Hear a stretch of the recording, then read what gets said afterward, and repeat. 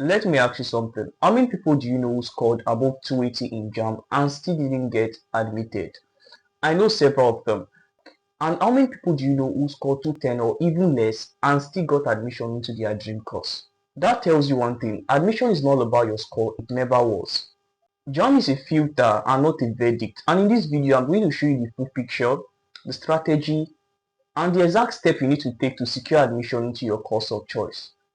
This is going to be a long one. Stay till the end because the most important part is what most candidates skip entirely.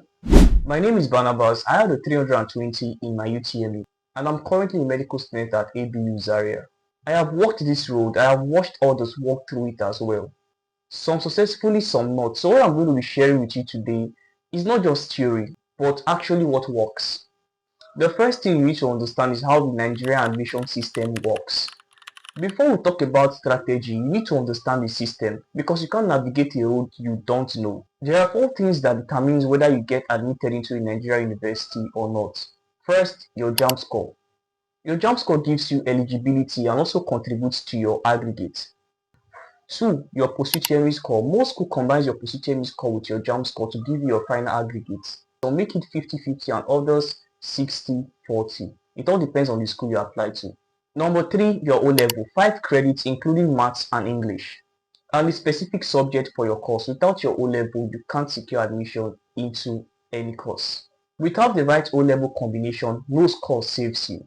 Number 4, your choice of institution and whether it matches your profile. This is where most candidates get it wrong. The candidates who get admitted are the ones who understand all these falls and make smart decisions at each level. Let's go through each one. I need you to get one thing. Your JAMB score is fixed and so you can't change it. So the question is, how do you position it to work in your favor?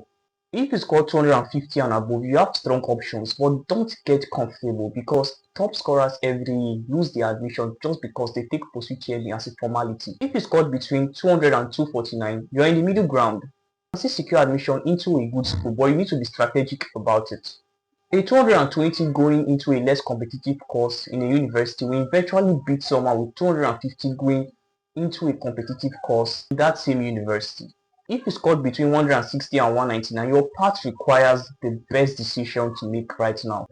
State universities, Federal College of Education, Polytechnic, these are other routes you can still take to secure admission into where you want to go.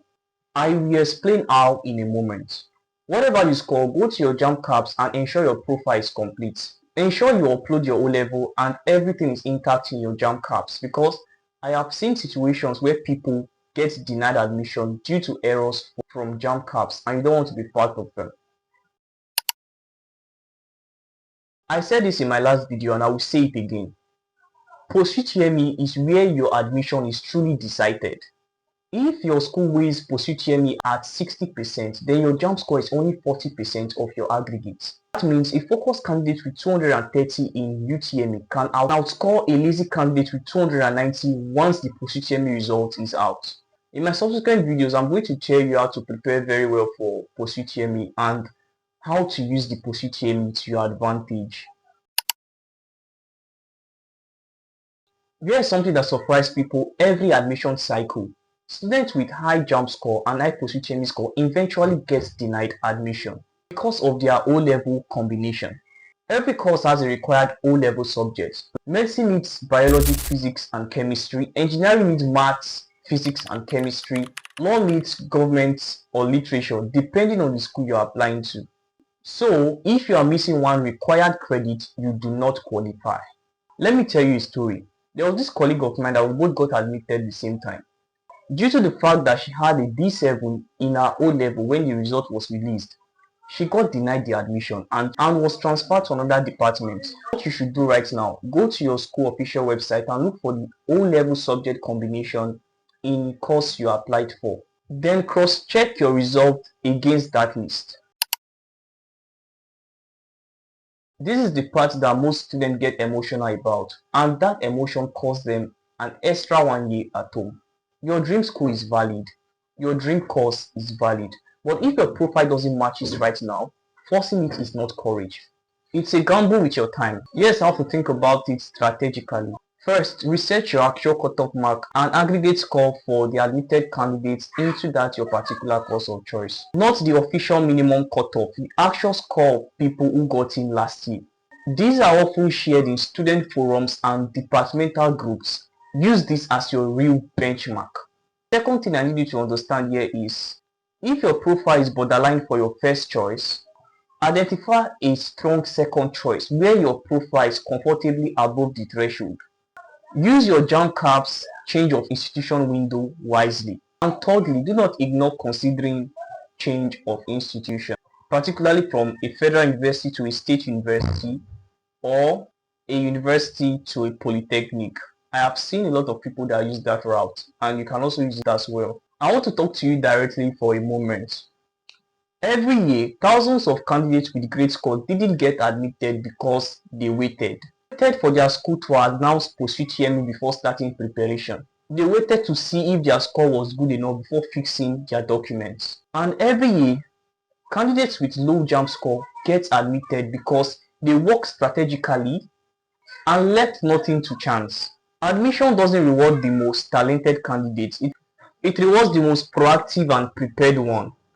So whatever your score is, decide right now that you are going to be that candidate who is different. That candidate who prepares before the announcement of the post-UTME dates. That candidate who arranges his documents like 2 weeks before screening time. And that candidate almost before everyone else. Your score got you to this point. So what you do from now determines whether you gain admission into your course of choice or not. If this video gave you clarity, please share to your friends and also people you know that will be in need of this video. And please subscribe to this channel because I'm going to be posting more amazing content like this weekly. And also give us a thumbs up. Drop your score, your school, and your targeted course in the comment section. I'll read every single one of it and I'll tell you honestly what your best move is at the moment. Your admission is not a lottery, it's a plan. Go build it at the moment. See you in my next video. Bye.